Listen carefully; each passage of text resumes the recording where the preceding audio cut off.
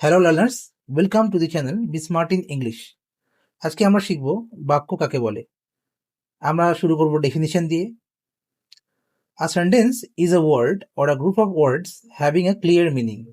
এর বাংলা অর্থ হলো একটি বাক্য হলো একটি শব্দ বা একগুচ্ছ শব্দ যা একটি স্পষ্ট অর্থ দেয়।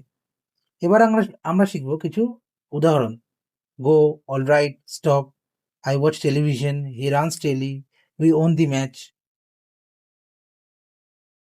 এখন আমরা শিখব according to the count of words বাক্য কয় প্রকার। Sentence can be both single worded and multi worded. বাক্য এক এবং একাধিক শব্দের হয়। এক বা একক শব্দের যে বাক্যগুলি আছে সেগুলোর উদাহরণ আমরা জানব। সেগুলি হলো go, run, alright, yes, no. এগুলি সবই একক শব্দযুক্ত বাক্য।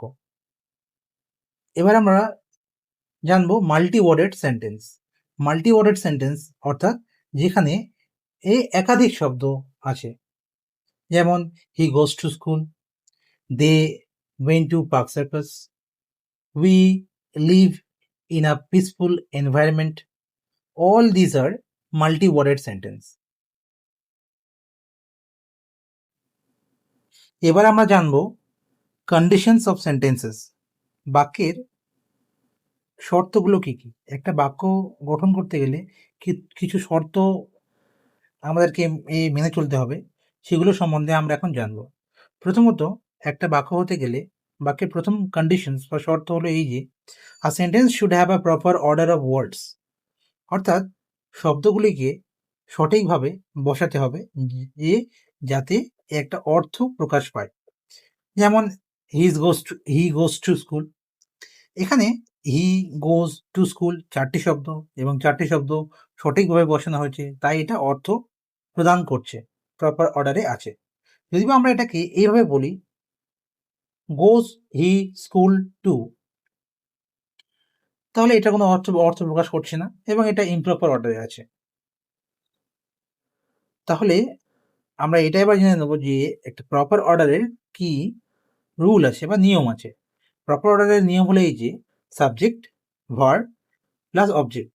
অবজেক্টের জায়গায় রিমেনিং হতে পারে, আদার্স হতে পারে, কিন্তু তা ব্যতীত যদি বা শব্দগুলো এলোমেলোভাবে বসিয়ে দিই, এই সাবজেক্ট ভার্ব প্লাস অবজেক্টের এগ্রিমেন্ট ফলো না করে বসাই, তাহলে এটাকে বাক্য বলা যাবে না।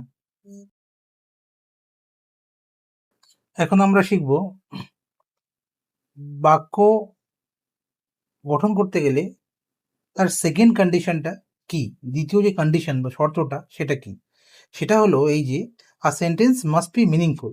একটা বাক্য অবশ্যই অর্থপূর্ণ হতে হবে। আমি একটা এক্সাম্পল দিচ্ছি। I use smartphone. Subject, verb, object প্রথমে যে কন্ডিশন ছিল সেটা এখানে ফলো করেছে এবং এটা মিনিংফুল যে আমি স্মার্টফোন ব্যবহার করি। কিন্তু দ্বিতীয় সেন্টেন্সে যেখানে লেখা আছে আই কিল্ড মাইসেলফ, এটা মিনিংলেস। কেন মিনিংলেস? যদি এটা প্রপার অর্ডারে আছে, I killed myself, subject, verb, object, তার সত্ত্বেও এটা মিনিংলেস। এই জন্য, কারণ আই কিল্ড মাইসেলফ, আমি আমাকে হত্যা করেছিলাম, আমি জীবিত অবস্থায় এটা আমি কখনো বলতে পারি না যে আমি আমাকে হত্যা করেছিলাম। তাহলে এই বাক্যটা যদিও গঠনগত দিক থেকে তো সম্পূর্ণ ঠিক, তার সত্ত্বেও এটা ভুল, কারণ এটা সঠিক অর্থ প্রকাশ করছে না। এর দ্বারা আমরা মিনিংফুল কোনো কিছু বোঝাতে পারছি না। এর পরের শর্ত হলো এই যে বাক্য শেষ করতে গেলে একটা বিরাম চিহ্ন দিতে হবে। সেটা হলো এই যে a sentence must have a punctuation mark. কিছু উদাহরণ আমরা জেনে নেব। যেমন I loved cake, why are you late, how nicely she speaks. এই যে আমরা তিনটে বাক্য জানলাম, এই বাক্যটা যখন শেষ করেছি সব বাক্যগুলোর শেষে কোনো না কোনো বিরাম চিহ্ন বা পাংচুয়েশন মার্ক দিয়েছি আমরা। আই লাভড কেক, এর শেষে ফুল স্টপ আছে। হোয়াই আর ইউ লেট, যেহেতু এটা প্রশ্নবোধক বাক্য তাই এর শেষে কোশ্চেন মার্ক আছে। হাউ নাইসলি সি স্পিক্স, কত সুন্দর সে কথা বলে, এটা যেহেতু আমরা সার্টেন কোনো ফিলিং বুঝিয়েছি, এই তাই এটা একটা এক্সক্লেমেটরি সেন্টেন্স, তাই এইটার শেষে আমরা এক্সক্লেমেটরি সাইন দিয়েছি। এবার আমরা শিখব পার্টস অফ আ সেন্টেন্স। বাক্যের কতগুলো অংশ আছে। সাধারণত বাক্যের দুটো অংশ আছে, একটা সাবজেক্ট এবং অন্যটা প্রেডিকেট।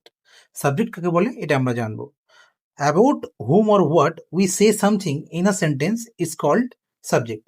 বাক্যে আমরা কোনো ব্যক্তি বা কোনো বস্তুর সম্বন্ধে কোনো কিছু বলি, তো যে ব্যক্তি বা বস্তুর সম্বন্ধে আমরা যা কিছু বলি সেই ব্যক্তি এবং বস্তুই হলো বাক্যের কর্তা, যেটাকে আমরা বলবো সাবজেক্ট। প্রেডিকেট কাকে বলবো? প্রেডিকেট হচ্ছে সেটাই, what is said about the subject is predicate. কর্তার সম্বন্ধে যা কিছু বলা হয় সেটাই হলো প্রেডিকেট, অর্থাৎ বিধেয়। আমরা